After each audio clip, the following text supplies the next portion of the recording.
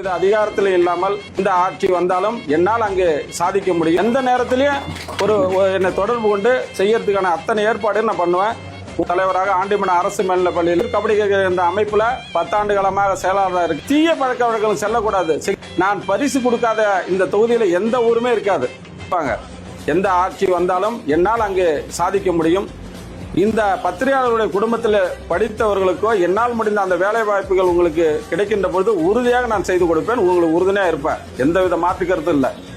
அதை நீங்கள் எந்த நேரத்திலையும் என்னை தொடர்பு கொண்டு செய்யறதுக்கான அத்தனை ஏற்பாடு நான் பண்ணுவேன்.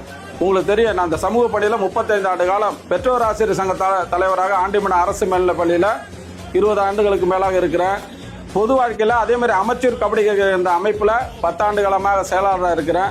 எல்லா இளைஞர்களும் நல்வழிப்படுத்த வேண்டும். இளைஞர்கள் தீய பழக்க வழக்கங்கள் செல்லக்கூடாது. சிகரெட்டு, மது, கஞ்சா, புகையிலைக்கு அடிமையாக கூடாது என்பதற்காக விளையாட்டு போட்டிக்கு நான் பரிசு கொடுக்காத இந்த தொகுதியில் எந்த ஊருமே இருக்காது. அப்படி என்னால் முடிந்த உதவிகளை நான் தொடர்ந்து செய்து வருகிறேன். இந்த இளைஞர்கள் வாழ்க்கையில் முன்னேற வேண்டும்.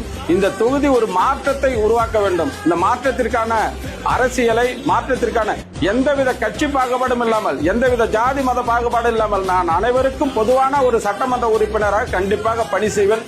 அதுக்கு நீங்கள் அனைவரும் எனக்கு ஒத்துழைப்பு கொடுக்க வேண்டும் என்று உங்களை பணிவோடு கேட்டுக்கொள்கிறேன்.